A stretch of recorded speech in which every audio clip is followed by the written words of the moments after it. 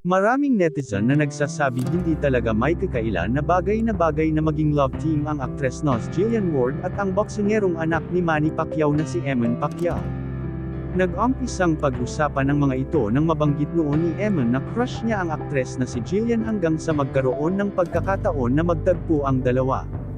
Marami nga ang kinilig nang magkita ang dalawa dahil kitang-kita talaga ang chemistry at spark kaya naging mainit ang pagtanggap sa tambalan ng dalawa kahit saan man sulok ng social media ay pinag-uusapan ang mga ito. Naging trending at usap-usapan ang kanilang tambalan dahil sa kakaiba nilang pagpapakilig sa kani-kanilang mga fans. Samantala ngayon araw napabalita naman sa buong social media ang tungkol sa naging panayam kay Eman kung saan inamin daw nito ang totoong namamagitan sa kanilang dalawa ni Jillian. Totoo po na nagkakachat at nagkakausap kaming madalas ni Jillian at masaya ako dun pero sa ngayon hanggang doon na lang muna ang masasabi ko.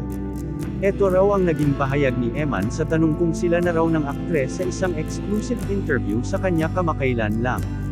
Sa ngayon maraming mga fans at supporters ni Eman at Jillian ang sobrang kinilig dahil sa naging pag-amin daw nito ni Eman sa totoong estado ng relasyon nila ngayon.